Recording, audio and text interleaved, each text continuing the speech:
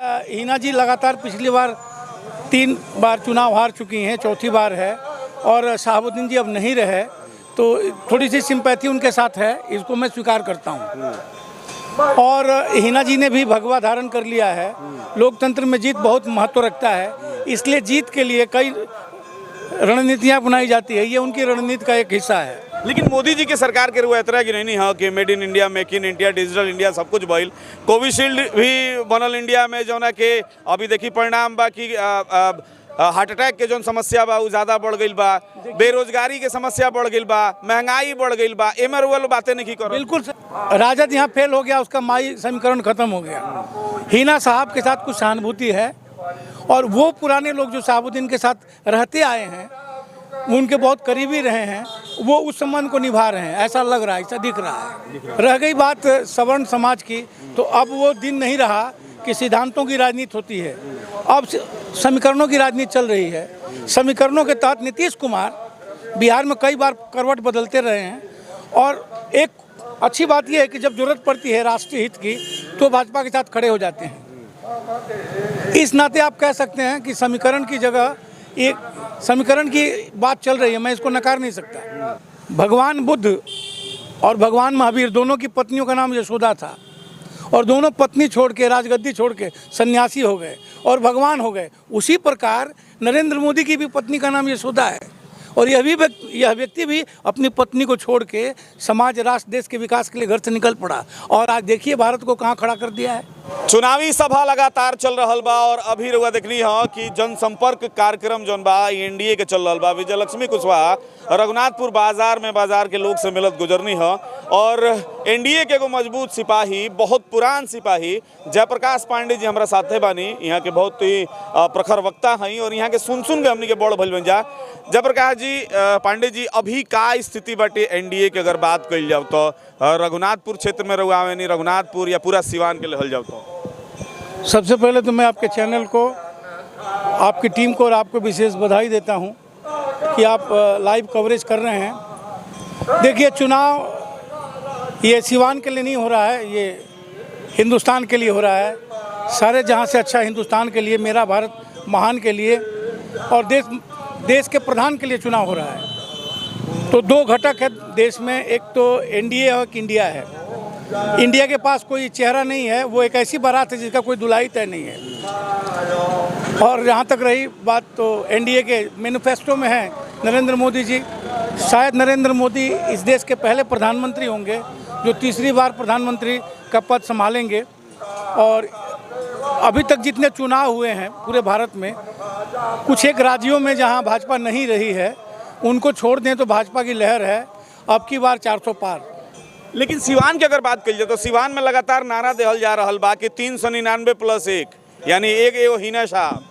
देखिए, हिना जी लगातार पिछली बार 3 बार चुनाव हार चुकी हैं, चौथी बार है और शहाबुद्दीन जी अब नहीं रहे तो थोड़ी सी सिंपैथी उनके साथ है, इसको मैं स्वीकार करता हूं। और हिना जी ने भी भगवा धारण कर लिया है।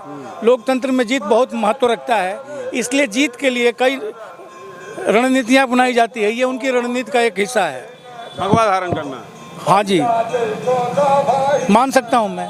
फिर वो कहाँ देखते नहीं कहा कि सवर्ण समाज हमनी के रघुनाथपुर से जा, दोनों आदमी सवर्ण समाज से ही जा। हमनिए के समाज के बहुत सारा लोग जौन बा वो एक्टिव होके काफ़ी मजबूती से कह रहा बा कि हिना साहब जीत रहा बनी, हमनी के सदन में भेज कर हम जा। देखिए, मैं आपकी बात में सच्चाई भी झलकती है, मैं इसको भी नकार नहीं सकता।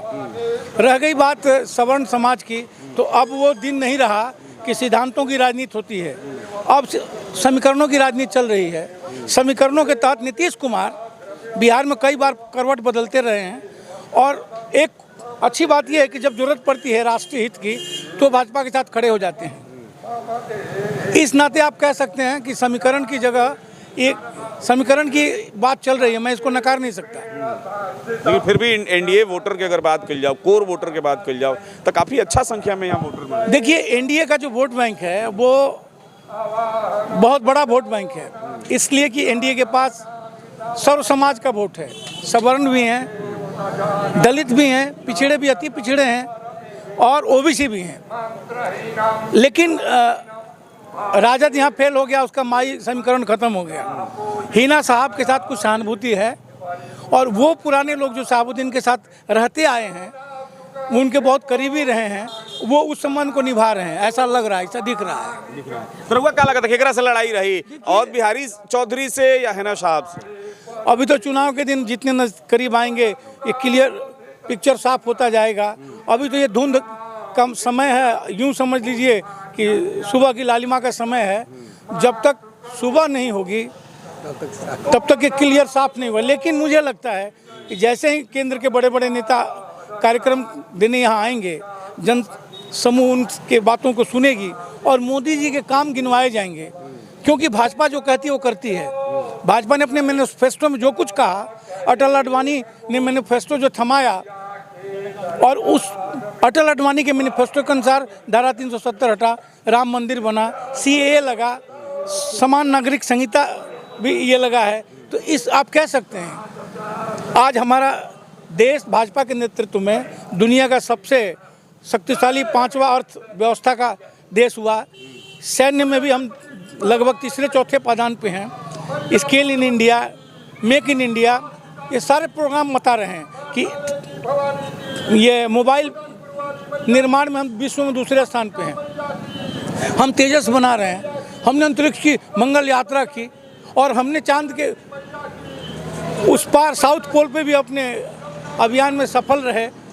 कुल मिला के हम देख रहे हैं कि पूरा जनता मोदी जी का विकास देख रही है। अभी एनडीए के मतदाता चुप हैं, वो वॉच एंड वेट में है, वे वॉच एंड वेट कर रहे हैं। लेकिन मोदी जी के सरकार के रुआ इतना कि नहीं हाँ कि made in India, make in India, digital India सब कुछ भइल। कोविशील्ड भी बनल इंडिया में, जौना के अभी देखी परिणाम बा कि हार्ट अटैक के जौन समस्या बा वो ज़्यादा बढ़ गई बा, बेरोजगारी के समस्या बढ़ गई बा, महंगाई बढ़ गई बा। एमे रुआ बातें नहीं करो। बिल्कुल सही आपने कहा, ये 10 साल में ही महंगाई नहीं बढ़ी है, और ये बेरोजगारी 10 साल में नहीं बढ़ी है। अगर बेरोजगारी बढ़ी है तो आपके देश में दुनिया में सबसे अधिक सड़कें बन रही हैं, उसमें रोजगार मिल रहा है। मेक इन इंडिया के जो काम हो रहे कारखाने सेटअप है उनमें मिल रहा है। रेलवे ट्रैक बन रहे हैं, प्लेटफॉर्म बन रहे हैं, रेलवे के क्षेत्र में विकास हो रहा है, उसमें काम हो रहा है। अब ये आप कह सकते हैं कि मोदी जी के पीछे एक तंत्र लगा हुआ है पूरे देश में कि मोदी को रोकना है। कुछ भी कह रहे हैं, अफवाह उड़ा रहे हैं। अब कोविड की जहाँ तक आपने बात की, अखिलेश जी पूर्व मुख्यमंत्री उत्तर प्रदेश ने पहले ही कोविड लेने से इनकार कर दिया था। अभी आपने लिया ही नहीं है, उसकी प्रतिक्रिया आपने पहले शुरू कर दी। ये देश है, प्रोपगंडा का देश है। आपको मैं सीधे तौर पे बता दूं, भगवान बुद्ध और भगवान महावीर दोनों की पत्नियों का नाम यशोदा था, और दोनों पत्नी छोड़ के, राजगद्दी छोड़ के सन्यासी हो गए और भगवान हो गए। उसी प्रकार नरेंद्र मोदी की भी पत्नी का नाम यशोदा है, और यह व्यक्ति भी अपनी पत्नी को छोड़ के समाज, राष्ट्र, देश के विकास के लिए घर से निकल पड़ा। और आज देखिए भारत को कहाँ खड़ा कर दिया है। एक स्वाभिमानी भारत, एक शक्तिशाली भारत, एक विकासशील से विकसित होता हुआ भारत नजर आ रहा है। इसलिए हम कह सकते हैं कि मोदी जी का कोई जवाब नहीं, मोदी जी का कोई विकल्प नहीं। मोदी जी देश के अगले तीसरे प्रधानमंत्री होने जा रहे हैं। इंडिया गठबंधन बार बार ही कह रहा बा कि अगर मोदी जी ए बेरी जीत जाता रहे, सरकार बन जाता, 400 पार के जो नारा बा अगर 4 से आ जाता तो संविधान बदल जाई, संविधान खतरा में बा। आपको मैं स्पष्ट कह दूं कि यह देश इतना सुरक्षित कभी नहीं रहा। LAC से लेकर LOC तक हमारी सेना चीन को दौड़ा के मारती है। हम सर्जिकल स्ट्राइक करते हैं, हम अभिनंदन को छुड़ा के लाते हैं, हम अपना तेजस बनाते हैं। हमारे हथियार एशिया के छोटे छोटे देश खरीद रहे हैं।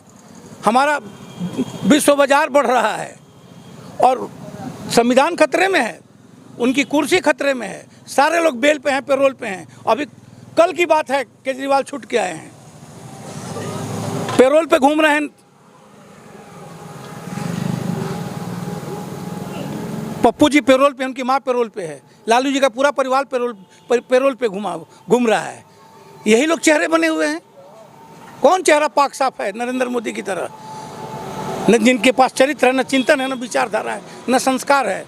नरेंद्र मोदी के पास भारत, भारतीयता और भारत माता की बात करने का चरित्र है, संकल्प है, संस्कार है। एक गौरवशाली नेतृत्व दे रहे हैं और पूरे विश्व में भारत का नाम रोशन कर रहे हैं। चलिए, रुआ समय धनी और बातचीत कहीं नहीं, चूँकि रुआ लोग के भाग दौड़ के समय बा, एक खातिर बहुत बहुत धन्यवाद। मैं आपको भी बहुत बहुत धन्यवाद दूंगा कि आपने बड़े सटीक सवाल पूछे और अच्छा लगा। और मैं आपकी इस मीडिया, आपकी जो मैच बॉक्स मीडिया है, इसकी तरक्की के लिए, इसकी सफलता के लिए और आपकी व्यक्तिगत तरक्की के लिए, आपकी टोटल टीम की तरक्की के लिए मंगल कामना करूंगा कि हमारे क्षेत्र से एक हमारा छोटा भाई राष्ट्रीय फलक पर की गौरव गरिमा बढ़े। बहुत बहुत धन्यवाद। बहुत बहुत धन्यवाद। तो जयप्रकाश पांडे जी रही हमारा साथे में बाकी से बातचीत भइल है और बातचीत रुआ सुननी है, ए पर अपन प्रतिक्रिया रुआ जरूर दी और देखत रही मैच बॉक्स।